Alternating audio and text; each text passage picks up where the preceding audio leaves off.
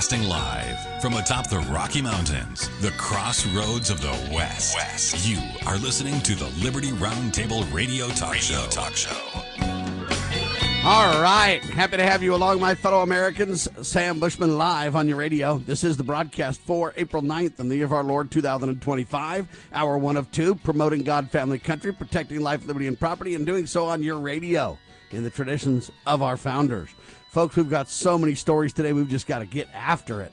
Lance Migliaccio, George Balloutine, the Big Mig Bros with me, thebigmig.com.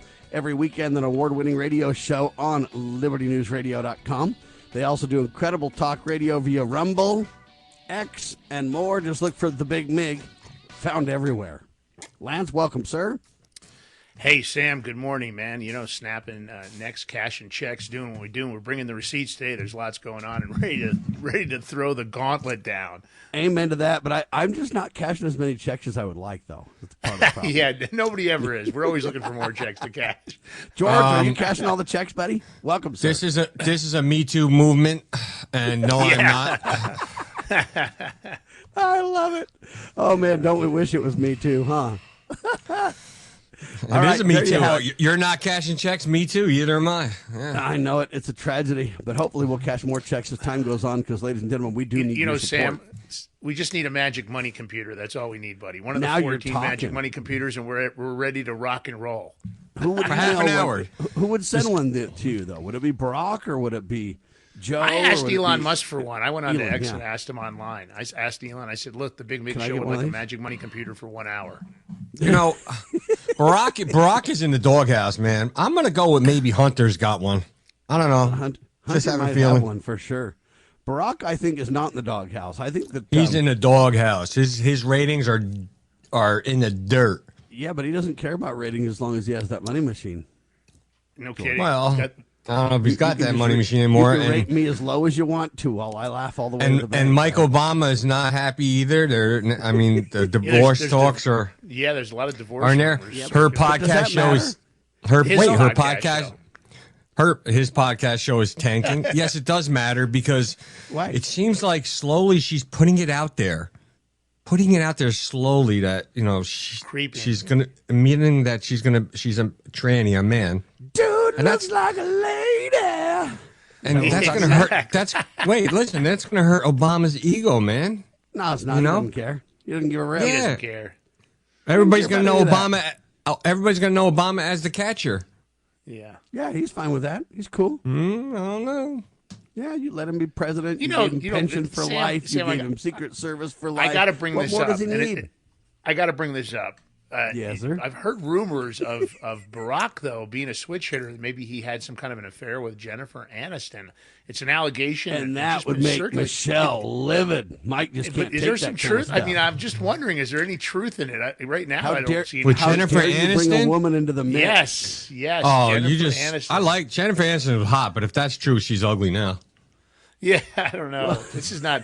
It's all allegations so far. There's no facts, but that has been circulating. I'm going with that's a bad conspiracy theory, and that's a bad one. Maybe. Yeah. Here's what I'm going with.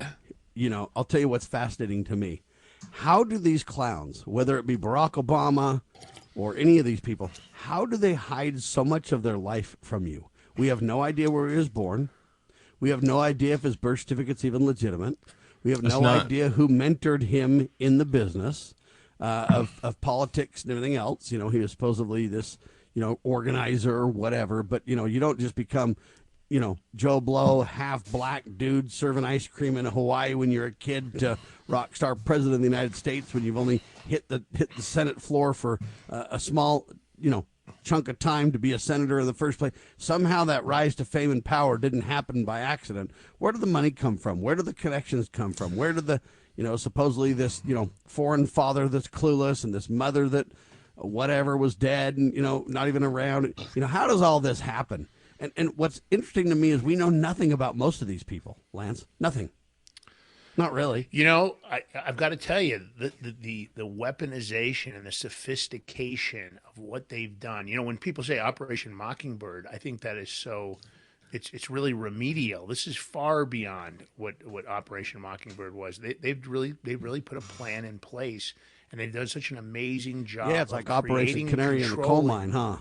Yeah, but the incredible job they've done of creating, and propagating narratives and controlling narratives, controlling operations. Look at what an amazing job they did in hiding the Hunter Biden laptop story. Look at the dirty 51+8 and the Russian collusion hoax, and they said it was Russian disinformation, but yet it was true the whole time. The CIA knew, the FBI knew, the administration knew, of course, Joe Biden and them all knew. And look what they did to the American public. Joe might not have, but yes, you're right. Everybody else knew. Joe might not even know where he's at, but that's another topic. Yeah, I mean, but even that part. Look what an amazing job they did of hiding Joe Biden. How do they bury all that information on Joe? How do we not know anything about Barack Obama? How do we, how did Homeland Security get created by the Republicans after 9/11? And how? I mean, you got to go down that whole list. But let me ask you another question that I think is related to this. Yeah. Can you think of a single law-abiding good thing that the President of the United States could do or say that the majority of the American people and government officials would agree with / champion? Because here's what's happened. We've become so polarized. You want me to go? I can go first on this. You can go first in a second, but just so people understand, the American people are so polarized, government's so polarized, to where even the most common sense, right, good, honorable thing that everybody in their right mind would agree with, there's just a massive divide, fault line battle over because of hatred, because of partisan politics, because of whatever reason. I can't think of a single good, honorable thing somebody could stand up and do, president or anybody else, that would be championed, would be just like, you know what, that's awesome, that's great, good. Is there a single thing, George? Well, I got two. I think if Trump moved forward and got rid of our income tax, get rid of the IRS, get rid of our income tax, I think everybody might be on board. I'm not talking everybody like politicians, because they'll cry about anything. But that's for everybody. You're going to have to get that passed by Congress, though. So this is what I'm talking about. It's a great thing for the American people. It'd be a great thing for our economy. If we're going to raise money through the external IRS, if you will, or the tariff side of the question, we could give relief to the American people. I support it 100%. But I think you'd have a big opposition to this. I really do. My other thing is round up all the liberals in this country, stick them in Alaska, put Alaska as like not even a state anymore. So, and then everybody in this country would be happy and agree with that. That's my other thing. Okay, so if you take out half of society, the rest will agree, Lance. Well, I think we're in a really we're in a precarious moment, really, when you look at it. That's exactly the reason that I'm bringing this up. But can you think of a single item, though, Lance? Well, I will tell you this. With the way that people are brainwashed and what I call a mental health crisis, and, the uniparty's in full force and effect, the difficulty comes that no matter what you do, the extremists are never, and of course the paid operatives are never going to go and say, oh, this is an amazing move. I agree with George. The top thing would be if all of a sudden there was a 0% federal income tax rate, or maybe even 10%. They would find extreme difficulty in going against the narrative. But because of the paid operatives, even if the majority of the American public said they agreed with it and they loved it, you would still believe, because of what happens with mainstream media, and what happens with the paid people, the people that are actually getting paid to promote the lies. We've seen a lot of that proof come out through USAID.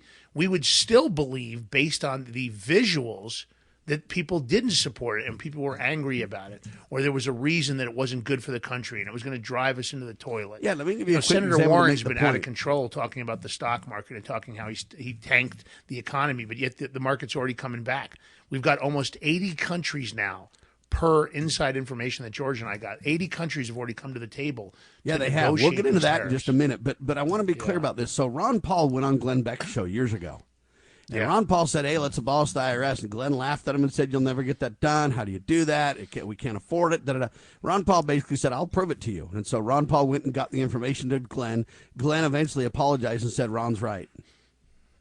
Yes. Now, here's the point, point, actually though. Remember that. Here's the point. That just means, though, the Glenn Becks of the world, they're kind of a bellwether. I mean, they do a lot of good. They've done more good now that they don't work for the mainstream media as much. They're better, but they still don't get it.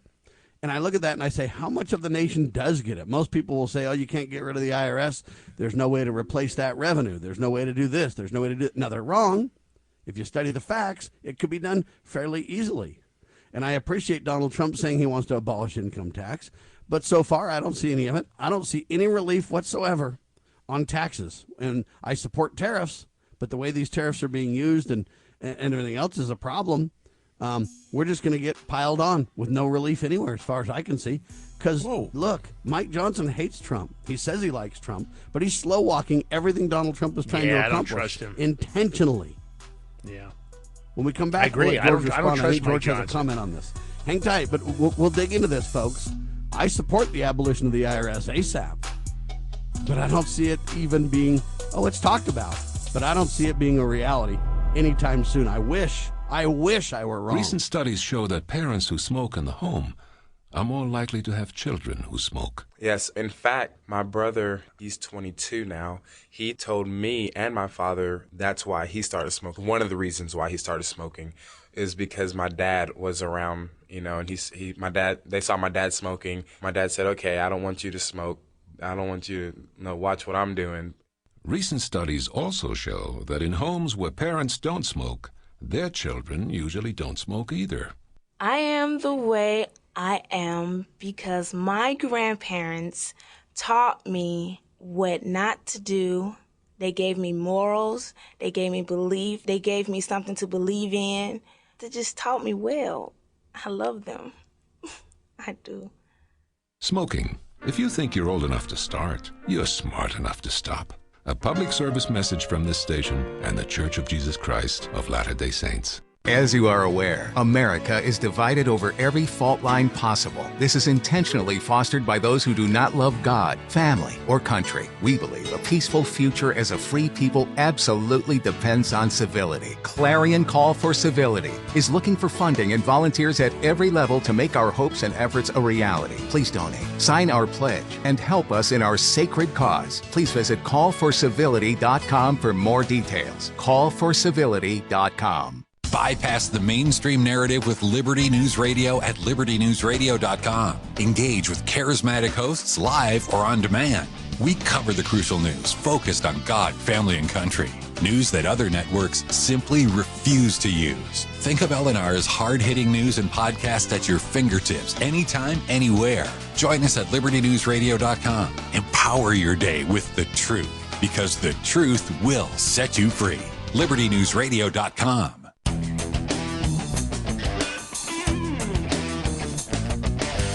All right, back with you live, ladies and gentlemen. So I like this IRS thing.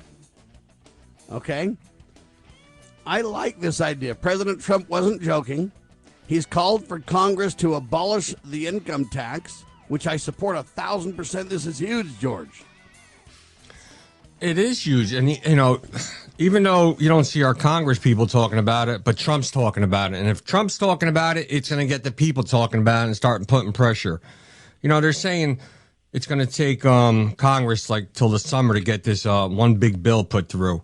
I mean, they're just being lazy about it. I don't know why it's taking them so long. But if you just look in Congress, hold on, because they're intentionally slow walking anything President Trump wants to accomplish because they hate the Donald. That's why. I'm telling you now.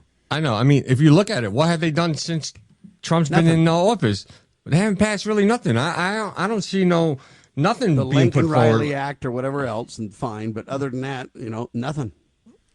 Yeah, can we get some election laws put through? I mean, he's putting executive orders. They're just Band-Aids in my eyes, because they could always be changed by another president. I agree, but I don't want to attack Trump over that. He's doing his very best to lead and say, this is what I support. Here's the leadership. Now go get it done in Congress, and I'll sign it. And now they're basically slow-walking him, and intentionally the deep state, led by Mike Johnson, is undermining Donald Trump. That's my opinion. He's in a mode right now. It's like he don't give a flying F, if you know what I mean. I can't say it on radio. And he's in that mode, so I'm surprised he's not just attacking and calling out Johnson and others. Because he's got a big voice. I agree, 100%. Start calling him out. All right, let's play this soundbite. We've got a soundbite number one with this IRS thing. Here's what Donald says about it, then we'll talk about it. America is going to be very rich again, and it's going to happen very quickly. It's time for the United States to return to the system that made us richer and more powerful than ever before. Do you know the United States in 1870 to 1913, all tariffs, and that was the richest period in the history of the United States, relatively speaking. In other words, relatively.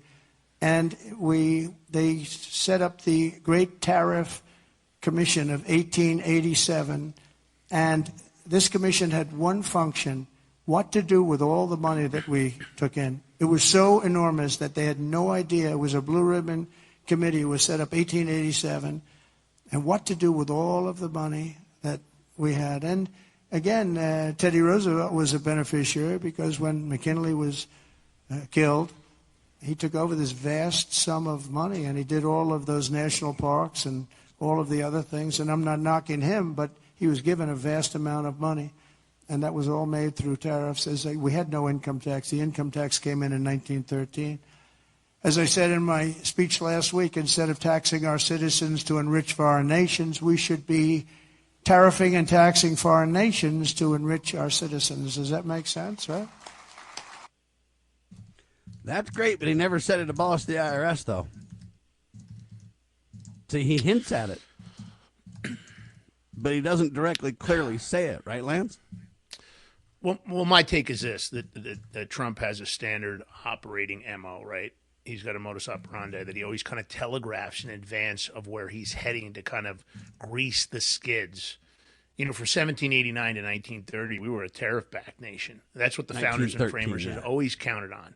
The income tax was supposed to be a temporary solution to make up for a shortfall. And that's not what it became. It became a permanent solution, and I think a lot of it's got to do with the Federal Reserve banking system that came into play. And, of course, allowing an independent group like the Federal Reserve, and there's nothing federal about it, and there's nothing reserve about it, to enrich individuals that control our currency and have created a fiat currency is really where this all started, in my opinion. And those are very, very powerful individuals. And the Federal Reserve is extremely powerful at this point. But the excessive amount of money we're being charged for our own currency to be printed and then paying interest on something that has nothing backing it is beyond ridiculous. So I know Trump has a cartel that he has to break up. And as you said, Sam, and as George concurred with, and I agree with, you know, we've got a Congress. You know, we heard about, we've taken the House. We've taken the Senate. And yet they're doing nothing. Johnson is weak. I believe he's compromised. I believe that they've got some dirt on him or something else. He's worthless. His individual hate of Trump is independent of his being compromised. And I think if we're going to change this, we're going to have accountability and consequences. Some of these individuals that are guilty of being compromised, they're going to have to face their consequences. If you want to get Congress in line, they can't be allowed to continue doing what they're doing, where there's rules for thee and not for me, where they're enriching themselves on the backs of the American people and the American nation, and there's no consequences for that. And I really, truly believe that's the heart of the problem. I agree 100%. And I mean, I call my congressman, can't get a hold of anybody. You know, we're supposed to have about one for every 30,000 citizens, a member of Congress. They manipulated the law and prevented that and capped it at 435. So now I don't know if you know this, but the average American is in a pool of about 800,000 to 1 million people per representative. No wonder they can't take our calls or talk to us or deal with us. Or, you know, we violated again, we don't have any representation anymore. The Senate used to be represented by the states. Then they put the 17th Amendment in and had that directly elected by the people. But, I mean, you've only got 2 senators in your state. So I've got me and about 800,000 to 1 million people fight for my congressman's attention. And then there's only 2 senators in the state of Utah. So that means me and about 1.7 million or whatever that number is, you know, can deal with a senator. If you say each half of the state has a senator, really you have 2 senators. But I have almost 4 million people in the state of Utah, and I've got 2 senators. So I've got 1 in 2 million chance to get a hold of my senator. Good luck. And no wonder we have no representation, and no wonder they don't care what we have to say. Just send Sam Bushman a voicemail. Who cares? You know, and then I call and I say, hey, I get a hold of one of their staffs. Now, just so you know, if I call my congressman, this is a brand new congressman too, I'm ashamed of him. But here's the deal, and I really like the guy. His name is Mike Kennedy. He's a good guy, but he's just, I don't know what's happened. But when you go to Washington, something crazy goes on.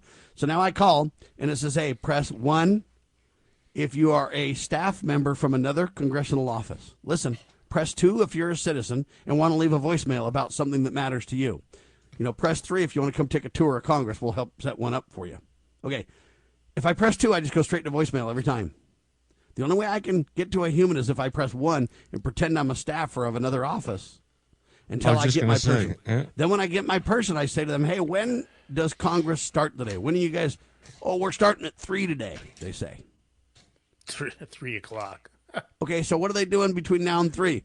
Oh, they're traveling back and forth to and fro from home. They're twisting other people's arms for bills they want. They're whatever they're doing, but they're not interested in talking to me, and they start at 3. And you go, okay, well, do you know how many days Congress works on the average per year? 100, maybe? Do you know this? 100, maybe? I don't know. Yeah, it's like 130. Yeah, it was close. And it fluctuates depending on the year, because sometimes they're in session a little bit more than others or whatever. But it's right around 130 days. Now, how many days do you work, George? A year. Man. 6, sometimes 7 days, nonstop for years, man. I'm tired. Yeah, so just say 6 days. This Me Too movement's killing me, man. Just say 6. Cashing checks, it's hard work, man. Mm-hmm. No, so 6 days a week, though, think about that. How many days is that a year? Too many. I mean, really, when you get to it, George and I, when it comes to our portion of the business, we talk, every day, 365 days a year, even at Christmas. We don't necessarily work on Christmas, but the truth of the matter is, we're constantly working. I mean, our day starts at 5, 6, 7 in the morning at the latest. I agree. Ever. Even if you're very conservative and say 6 days a week, minus 2 weeks for, say, a Christmas, even if at a conservative number, our numbers are 300 days or something like that. You're almost working, it's over double what Congress puts in. Yeah. And you get paid, I don't know how much you get paid. Wait a minute. But half the salary at best? Hold on. Well, most people work a 9 to 5er, right? For me, yes, sir. I'm working during the day, and I got other jobs at night or weekends too. So right, I'm over 365 days working in reality. If you want to think about it, because if you want to go by a day, 8-hour day. That's true. No. If you count an 8-10-hour day, we're way past that. And Sam, let's talk about their impossible. Hold on, I've been doing this for years. Of it. I've been like this for years. I'm talking like I have too. Well over 20 years, 20, 30 years. Yeah. And to be able to perform with a part-time workload like Congress takes on, they're part-time. You can't accomplish that job. They're supposed to be our finest and best. Tell me how they can perform that job at any high level. Well, they roll in finest and best guys. So think about the days they put in. The 130 days. You might put in a 15-hour day. These clowns literally, I don't know how many hours they really put in, because it depends on what you define as work, right? If I'm twisting somebody's arm to go against Trump, is that work? To me, that's kind of, problematic. It's not work. Hey, Lance.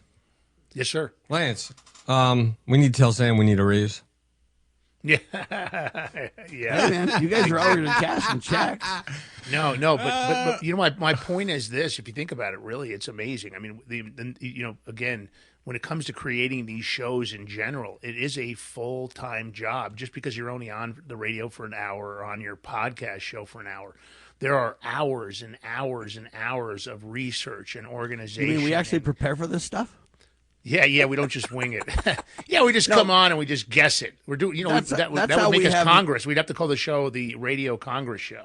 That's how we have media and stories and a whole discussion point and a lot of talking points, because we do work hard, ladies and gentlemen, and that's really the key.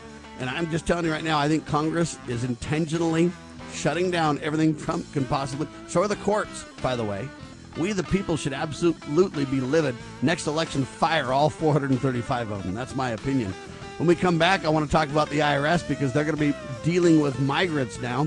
The IRS to give ICE information on immigrants' tax data, helping them round up illegals. The agreement's a major departure from what they used to have. We'll talk about this in seconds. George Balloutine, Lance Migliaccio, yours truly, continue in seconds. The Big Mig Brothers on Liberty Roundtable Live.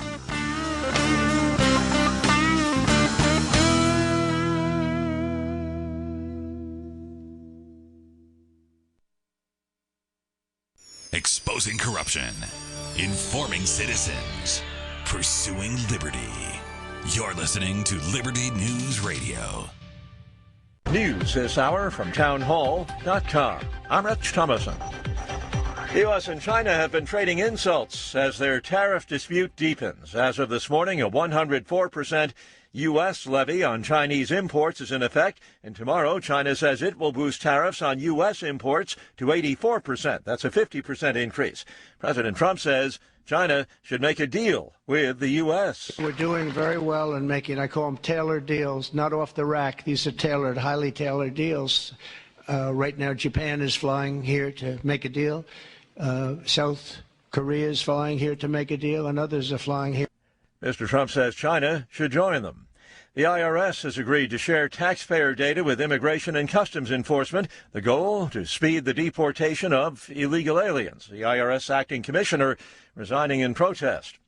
President says it's time to put King Coal back on the throne, pushing for a revival of America's coal industry. The value of untapped coal in our country is 100 times greater than the value of all the gold at Fort Knox, and we're going to unleash it and make America rich and powerful again.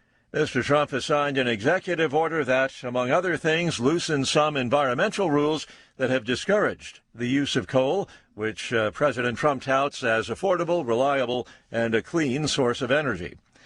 Rescuers continue searching the rubble of a nightclub in the Dominican Republic. Yesterday's roof collapse killed at least 113 people, including a provincial governor and 2 former Major League Baseball players.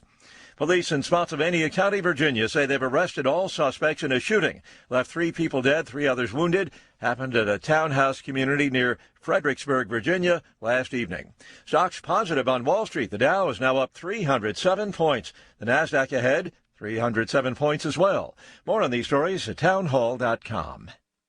Hey everybody, Charlie Kirk here. As executive director of Turning Point USA, a national radio host, podcaster, husband, and father of 2, my schedule is about as crazy as it can possibly get. 2 years ago, I made the decision to take control of my health, and I chose PhD Weight Loss and Nutrition because I needed a plan that fit my hectic lifestyle. I travel a lot, and my schedule changes every week, so I need something simple. They customized a plan for my body and my schedule, and I quickly lost 30 pounds.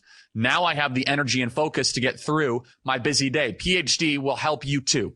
They won't let you fail. Just give them a call, schedule your weight loss consultation, and see if their program is right for you. Call 855-696-2020. That's 855-696-2020. The first 11 callers who mention the word healthy will get 2 weeks added to their weight loss package. Call 855-696-2020 and mention the word healthy, or visit them at myphdweightloss.com. That is myphdweightloss.com. It worked for me, and it can work for you. myphdweightloss.com.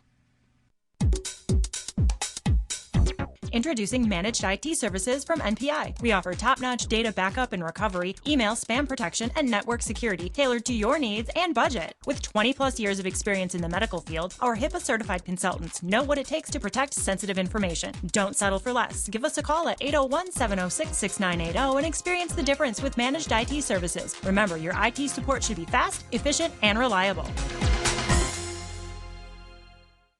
Introducing PrepStartsNow.com, your ultimate guide to readiness and peace of mind. We offer practical preparedness tools, training, and education to take your family's household readiness to the next level. Browse the prep shop for essential products, check out our planning guides, and stay informed with our prep blog. Visit PrepStartsNow.com and subscribe to our emails for exclusive offers, new products, and future events. Remember, preparedness begins with PrepStartsNow.com. Cybercrime is exploding. Take Sarah from Sweet Delights, whose world crumbled after having to close with not being able to bounce back. Small businesses are prime targets, but the right strategies can keep yours safe. Jay Hill, CEO of Network Providers, has co-authored The Cyber Playbook Simplifies Cybersecurity for Business Owners with Strategies to avoid costly breaches and fines. Build a strong cyber attack response. Secure your business with key protections. Cyber threats aren't slowing down, but you can stay ahead. Protect your business. Ensure its security for tomorrow. Get the Cyber Playbook today at networkprovidersinc.com/cyber-playbook or call 385-446-5500 now.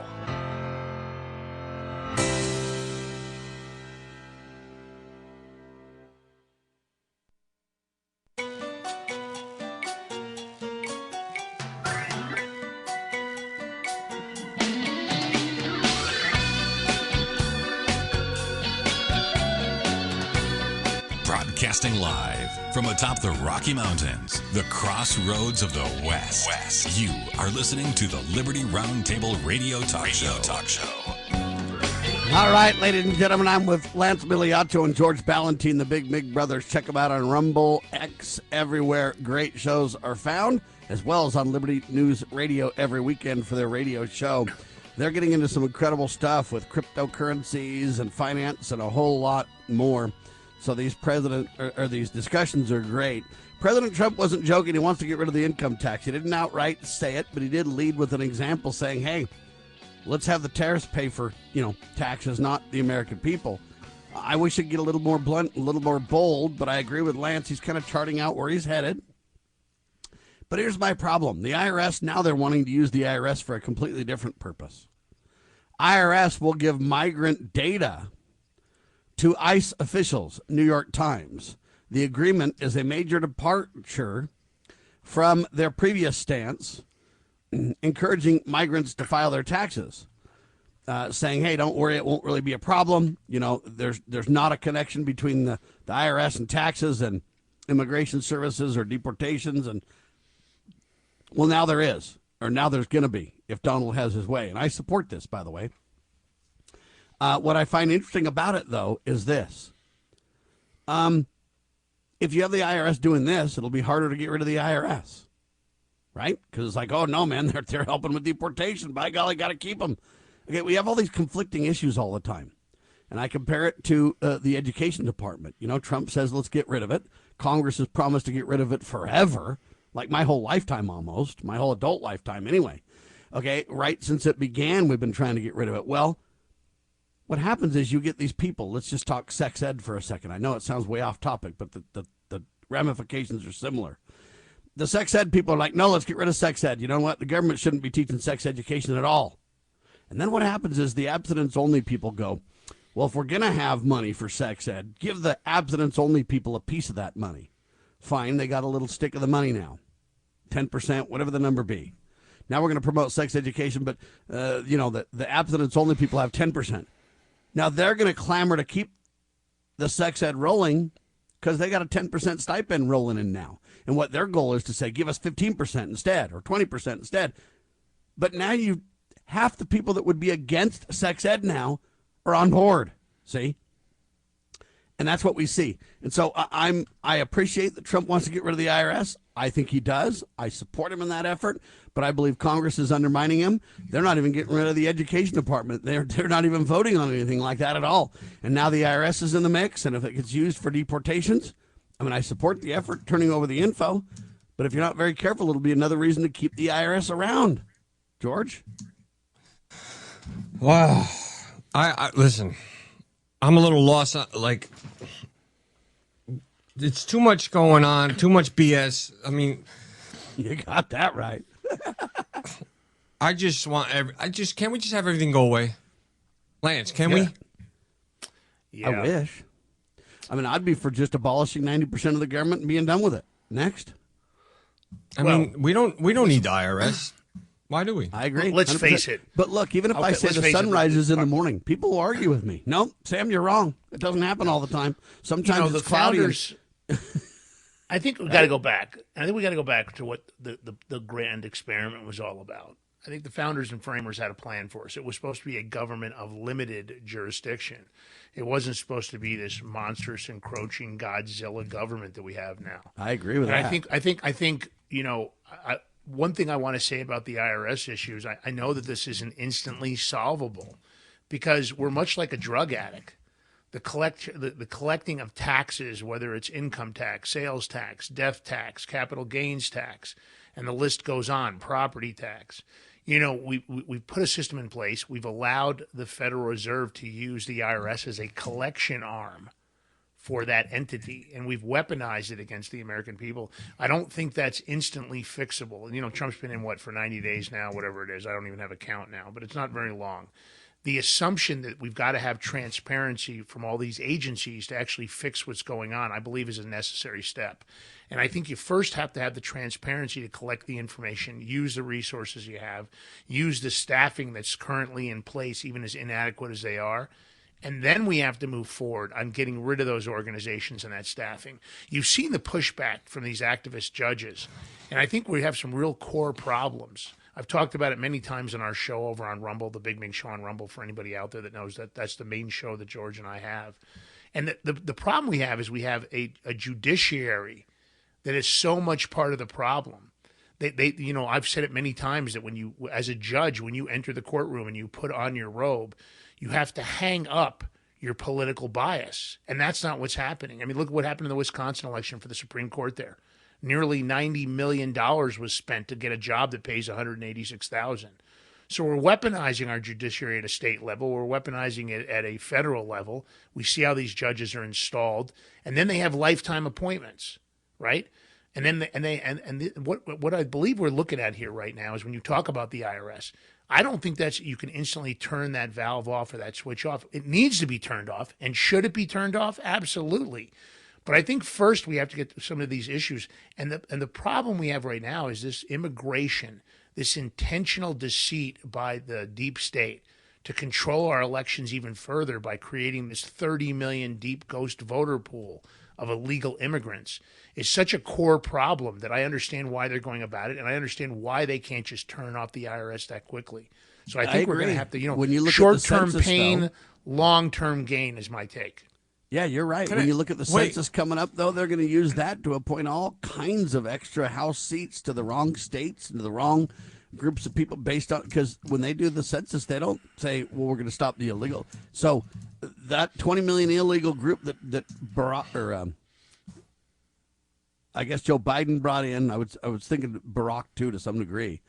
No, for sure, Barack also. This group that they brought in, they're going to change the electorate. They're going to, many states are going to have more House seats, and many states are going to lose House seats based on all that kind of stuff. I'm telling you right now, it's like a ticking time bomb coming up. Well, the redistricting is such a weapon. They've weaponized our system through redistricting. That's what the Wisconsin fight was all about. They wanted to redistrict to make sure that the Republicans lose alleged control, and I say alleged control, of the House. And she publicly stated it in a Zoom meeting. Everybody was aware of it. They couldn't flip it. You know, the corrupted election system, George, and I'm going to defer to you. You and I have discussed this so many times that one of the big things that Congress should be doing and isn't doing anything about because they're all participants is our corrupted election system. The machines have to go. Without a doubt, the machines have to go. But I want to go back to something. So why does the IRS even have information on illegal immigrants? Why they even have Social Security numbers? They shouldn't. Biden did that. Yeah, a lot of them have a different number. I can't remember what the number is called, but they use a different number instead of a Social Security number as well. EIN, isn't it? Yeah, there's some other number. I'd have to look up term. Wait, so they're illegal immigrants who's not supposed to be here, but yet they're getting these whatever numbers and they're paying and they're able to work and pay taxes and do all that? Yeah, buddy. Darn right. But they're illegal. They're not supposed to. But then they can vote, like Lance was just saying. Yeah, it's an ITIN number, by the way. I correct myself. It wasn't EIN. I got confused. ITIN? It's an ITIN number, yeah. Agreed. I knew it was a number. I couldn't remember the term. It's called an individual taxpayer identification number. Yeah, they have those. And they have driver's licenses, and they drive and they vote, and they do all these different things, George. Yeah. Well, deport them all. Yes. Is it illegal? Yeah, yes. It's criminal. It's illegal. Yeah, of course sure. it is. I mean, listen, it goes back to what Lance was just bringing it up too. Both of you guys have good points. Is our Congress? They just, screw it. And I said this before. We just got to 1776 them. That's the only way. We got to start over. Yeah, I agree. The question is how. We can vote all 435 of them out in 26 if we want. With the cheating and stuff, it's tough. It's tough. Yeah, but if we had a landslide, vote them all out, and it was a landslide, they can't cheat to that level. Oh, no? No. You don't think so, huh? They did it in 2020. Depends on what percent of the American. I don't believe they did in congressional races. In 2020, there wasn't an overwhelming support for a certain candidate to the degree that we're talking would be necessary. Listen, we will never be able to get anything done, landslide or not, until we get rid of the machines and fix our voting systems. Because, okay, you can have one candidate landslide victory, but you're talking now you'd have to get rid of all these candidates, and every candidate that we think is going to do right have landslide victories. that's tough. It's tough for sure. Yeah. Yeah. We're in a tough situation because here's the deal. And Lance, in the kind of around the world life that Lance knows quite a bit about, hey, they don't obey the rules on their side, folks. We're stuck obeying the rules, and they don't obey the rules, Lance. No, it's absolutely true, and I think that's part of the what's been hidden from the American public. Our government is in many operations around the globe that would unsavory would be a kind way to describe it. 104% tariffs on China. We'll talk about that coming up as well, ladies and gentlemen. Lance Migliaccio, George Balloutine, yours truly, continuing seconds on your radio. Former Sheriff Richard Mack recounts in his book The Proper Role of Law Enforcement how he came to realize while working as a beat cop how wrong the all-too-common orientation of police officers is when they think of their job as being to write tickets and arrest people. Richard Mack tells of his personal transformation from by-the-number cop to Constitution-conscious defender of citizen safety and freedoms. Learn what it really means to serve and protect. Purchase your copy at cspoa.org. That's cspoa.org. Do you know what is great about America? Ask an Immigrant. Ask an Immigrant is a new podcast dedicated to helping Americans, especially our youth, value, appreciate, and be grateful for the freedoms we have here in America. Join host Lydia Wallace-Nuttall as she interviews immigrants from around the world to discover their inspiring personal stories about why they came to America. To learn more about why America is the most prosperous, greatest country in the world, download the Loving Liberty app or go to lovingliberty.net. I believe there will come a time when we are all judged on whether or not we took a stand in defense of all life from the moment of conception until our last natural breath. As a teenager, I gave my first public speech in my church. My hand shook, my heart pounded. I thought to myself, I can't do this, but somehow I did, and because I wanted to talk about things that were important, I persisted. I chided my church as a senior in high school for not seeming to care about the not yet born, for looking the other way, and for not taking a stand on life. I will be in earnest. I will not equivocate, and I will not excuse. I will not retreat an inch, and I will be heard. One thing I promise you, I will always take a stand for life.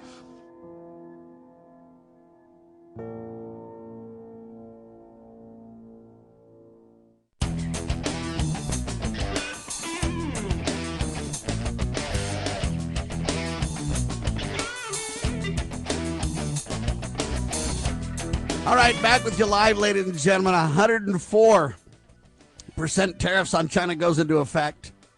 I don't even know how to respond to this. Here's the bottom line, gentlemen, for me. I support tariffs because I believe tariffs are the proper way to fund a limited government. My problem is I believe tariffs are being abused by the president. Tariffs are a congressional responsibility. I know they're shirking their duty. I get it. And I know President Trump's just doing his best to lead the best way he can. I get that, too. But at the same time, I say tariffs were never meant to be weaponized. We were never intended to have 104% tariffs on a country. And if you say, well, man, the Chinese are bad to us, we don't have a fair deal, that's right. But who entered that unfair deal? I mean, Ross Perot back in the 90s was telling you how horrible this would be. And everybody laughed and mocked him with his charts and everything else. 30 plus years later, he's dead on right. But, so what do we do? 104% tariffs on China? Is that going to be any good? Is that going to go anywhere? My prediction is if we're not, Donald Trump is going to sit down somewhere with somebody and have an agreement, and we're not going to have 104% tariffs on China. What do you think about this, George? I think we're starting to weaponize tariffs here, though, right? No, we're not. Listen, I'd rather be in a tariff war than a military war any day. And it's about time that the United States steps up and balances this out, because they've been taking advantage of us for so long, and it's been both sides letting this happen. Let's put this in perspective. There is no Democrat, Republican. They both allowed this to happen. So you just said, oh, Congress is supposed to do it. Screw Congress. They ain't doing nothing. So let Trump do what he's doing. Hold on. You can't. There's these things called checks and balances, George. There's a system. Checks and balances. There's a system, but land. Hold on. The system is broken. What happened to checks and balances with the 14 money magic computers? What happened to checks and balances with the 1,500 Nobody held Congress What do they call responsible them? for their actions. Zombie programs. Zombie organizations. All right. So we ain't got time to wait for Congress. We need to get it done. Matter of fact, what's his name? Oh my God, Mr. Wonderful from Shark Tank. He just said, no, Mark Cuban. The bald-headed guy, the biggest one. They call him Mr. Wonderful. Jeez, I can't remember his name. Oh my God. Anyway, he was just on saying, Mark O'Leary, that's his name, O'Leary. So he's saying Kevin O'Leary. Kevin O'Leary. He's saying the U.S. should raise China's tariffs to 400%. He just said it on air. Yeah. What do you think? And hold on, wait, I'm not finished here. And Shark Tank, they're always like, sourcing their stuff out to China. Yeah. And here's a guy from Shark Tank saying, no, let's just leverage 400% tariffs. Enough's enough with China.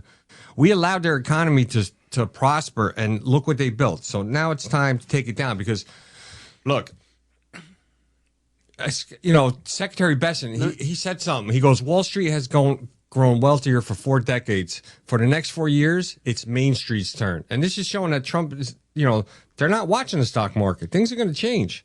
And he's got the maximum negotiating leverage right now. Who does? Trump. What do you mean? Where does he get that leverage from? He's talking about authority he doesn't have. Well, he does have authority because we're doing. Well, you see it happening, don't you? You see it happen in 2017, right? Well, yeah, I see that he did some things. And if you look, authority from Congress, and they didn't challenge him on it. Most of our trading partners have not escalated, and they're actually over 70 countries already coming to call in to want to make deals. They want to sit down with a Donald. I get it. Yeah, but so? what we don't understand is that one man is not supposed to dictate all tariff policy in the United States. Well, listen, when you're saying, Congress, you know what that reminds me of? No disrespect to anybody. All the idiots that said, trust the plan. No. We ain't sitting back trusting the plan, waiting for this. What do you say, Lance? Because this is the big dilemma here. What do we do in America? Is Trump right or wrong on this? I think he's right in advocating for tariffs. I think he's right in doing these things, but he doesn't have the authority. Go read your Constitution. He doesn't have the authority to do this stuff. When I sit back and I understand what our Constitution is supposed to be. I understand what our checks and balances system is supposed to be. But the problem is it hasn't been for a very, very long time that. I agree with that. And it doesn't matter whether we talk about this candidate, this presidency or the presidency before or the one before that or the one before that or the one before that. Congress has been an ineffective sham. It's the David Copperfield of our government. Look over here while we do something over here. Here's the magic. This group will just actively destroy us from within, and they'll take the money, and they'll cheat and lie, and then this group over here will stomp their feet, make a bunch of noise, hold a bunch of committees and hearings. So I think what we've done is we've kind of backed Donald Trump, which right now lots of people are concerned he was going to be a lame duck president. He's already signed 111 executive orders. And I think that he's showing the leadership that's necessary as an individual that recognizes the destruction of our country from within.